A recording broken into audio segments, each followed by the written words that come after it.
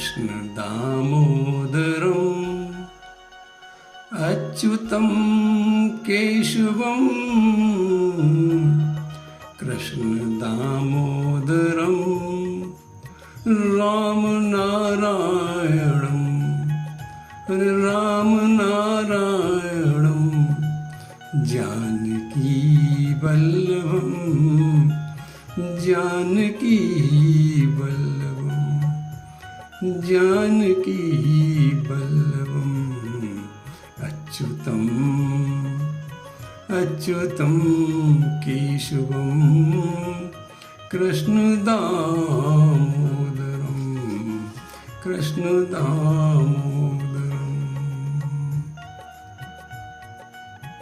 हम लोगों ने संसार में न जाने कब से कहाँ कहाँ सुख ढूंढा, पर मिला नहीं, क्योंकि शास्त्र तो पहले से ही कहते आ रहे हैं ये संसार दुखालय है। दुख की दुकान में सुख कहाँ से मिलेगा। जिस प्रकार कोई किताब की दुकान में जाकर मिठाई मांगे तो नहीं मिल सकती है, मिठाई की दुकान में जाके किताब मांगे नहीं मिल सकती है। इसी प्रकार ये संसार भी है। इस दुख भरे संसार में सुख की आशा करना तो बेकार है। इसी बात को सूरदास जी हमें समझाते हुए कहते हैं, मेरो मन मेरो मन अनंत कहाँ सुख पावे, हरिजू मेरो मन अनंत कहाँ सुख पावे। प्रभु जी हरिजू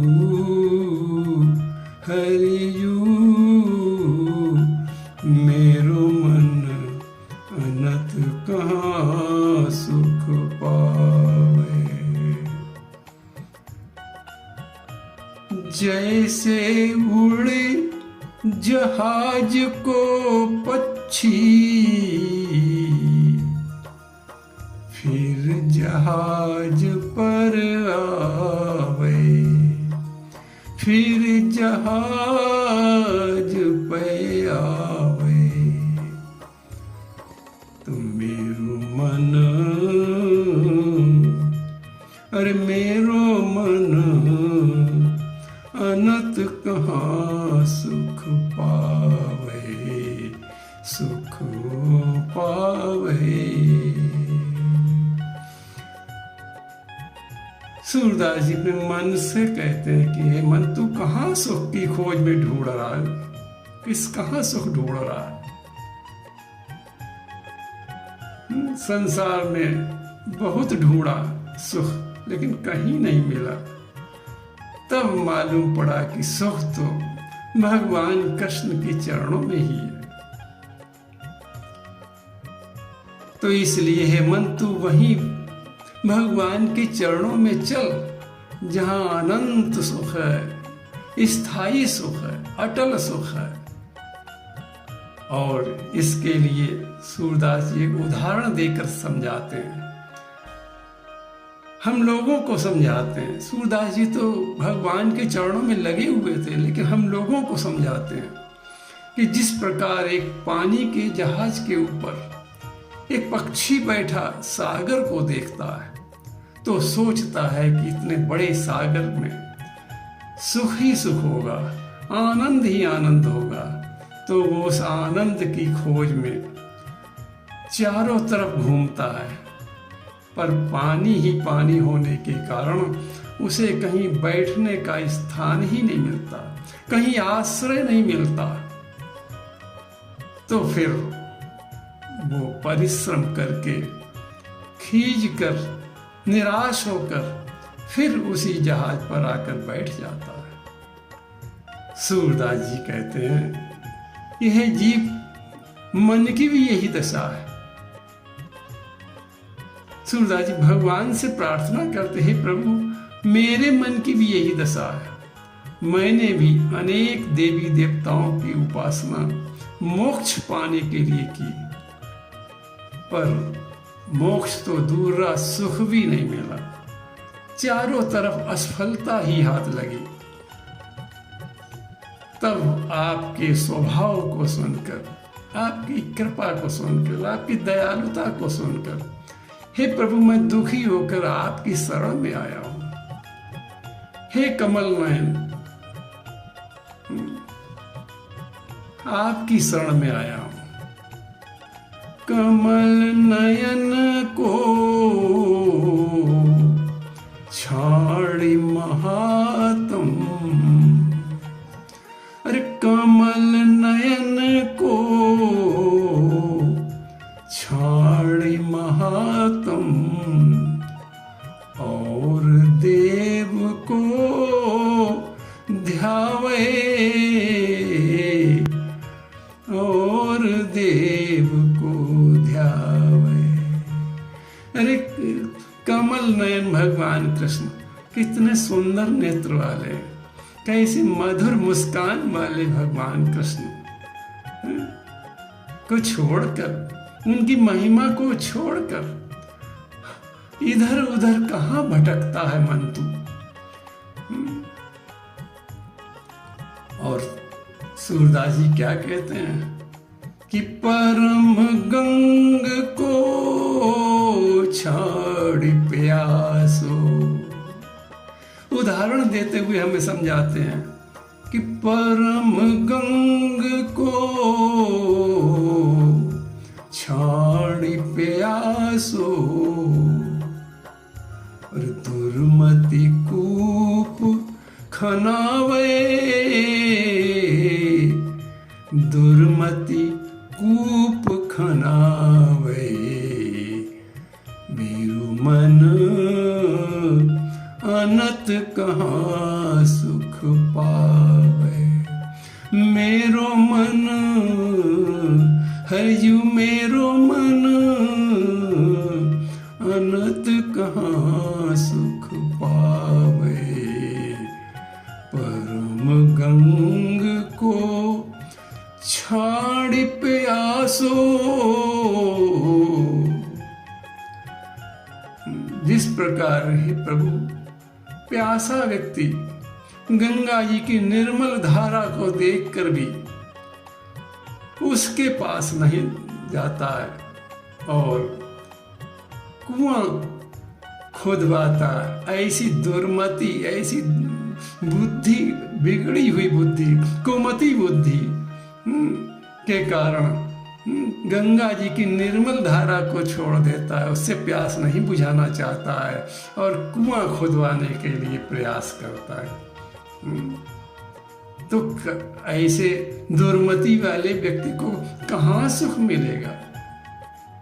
सूरदास जी कहते प्रभु इसी प्रकार मैं भी गंगा जी की निर्मल धारा को छोड़कर इधर उधर भटकता रहा। परम गंग को, हे प्रभु परम गंग को छाड़ प्यासो, छाड़ प्यासो, दुर्मति कूप खनावे, दुर्मति कूप खनावे, मेरो मन अनत कहाँ सुख पावे। अब सूरदास जी दूसरा उदाहरण देते हुए समझाते हैं कि जे मधुकर, जे मधुकर अम्बुज रस चाख्यो। अरे जी मधुकर अम्बुज रस चाख्यो, क्यों करील फल भावे, क्यों करील फल भावे। मेरो मन, अरे मेरो मन अनंत कहाँ सुख पावे। सूरदास जी कहते हैं जिस प्रकार अरे किसी भंवरे ने कमल का सुंदर मधुर रस पी लिया हो, फिर उसे क्या करील के फल में आनंद आएगा? कभी नहीं आ सकता, कभी नहीं आ सकता। इसी प्रकार भगवान की चरणों में जिसका मन लग गया, उसे संसार में कहीं सुख आनंद नहीं मिलेगा, कहीं सुख की खोज ही नहीं करेगा वो व्यक्ति। मेरो मन अनंत कहाँ सुख पावे। अब सूरदास जी एक और उदाहरण देते हुए हम लोगों को शिक्षा देते हैं कि सूरदास प्रभु कामधेनु तजी। अरे सूरदास प्रभु कामधेनु तजी, छेरी कौन दुहावे, छेरी कौन दुहावे। मेरो मन अरे हरजू मेरो मन, प्रभु जी मेरो मन, भगवान मेरो मन, अनंत कहाँ सुख पावे। सूरदास प्रभु कामधेनु तजी, छेरी कौन दुहावे, कौन दुहावे। सूरदास जी कहते हैं जिस प्रकार किसी के आंगन में कामधेनु जो सब कुछ देने वाली बंधी हो और वो उसे छोड़कर बकरी का दूध लेने जाए, तो बताओ उससे बड़ा कौन मूर्ख होगा। सूरदास प्रभु कामधेनु तजी, छेरी कौन दुहावे, छेरी कौन दुहावे। मेरो मन अनंत कहाँ सुख पावे। मेरो मन अनंत कहाँ सुख पावे। कहाँ मेरो मन कहाँ सुख पा। मेरो मन अनंत कहाँ सुख पावे। मेरो मन अनंत कहाँ सुख पावे। सूरदास जी अंत में भगवान कृष्ण से प्रार्थना करते हैं कि हे प्रभु, अब जैसे दयालु को छोड़कर मैं किसी देवी देवता के पास अब नहीं जाऊंगा। अब तो आप ही हमारे ऊपर कृपा करें, आप ही हमें अपनी शरण में ले लें। इस प्रकार सूरदास जी के इस पद से हम लोगों को भी शिक्षा मिलती है कि हम देवी देवताओं का सबका सम्मान करें, पर सच्चा प्रेम तो भगवान से ही करें, उसी को अपना पूरा अपना समझें और उसी पर अपना पूरा विश्वास रखें। तुलसीदास जी भी यही कहते हैं कि जाऊं कहाँ, हे प्रभु जाऊं कहाँ तज चरण तुम्हारे। हे राम जी जाऊं कहाँ तज चरण तुम्हारे, तज चरण तुम्हारे, तज चरण तुम्हारे।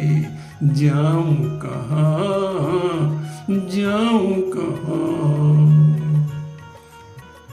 प्रभु के चरणन में सदा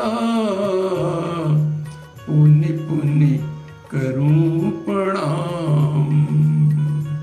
एक दो दिन नहीं प्रभु की याद करनी, हमेशा जीवन के अंत समय तक प्रभु के चरणन में सदा पुण्य पुण्य करूं प्रणाम। और प्रणाम करके प्रार्थना क्या करनी है कि यही कहूं यही कहूँ भूलूं नहीं मेरे प्रियतम राम, मेरे कृष्ण भगवान, मेरे प्रियतम राम, मेरे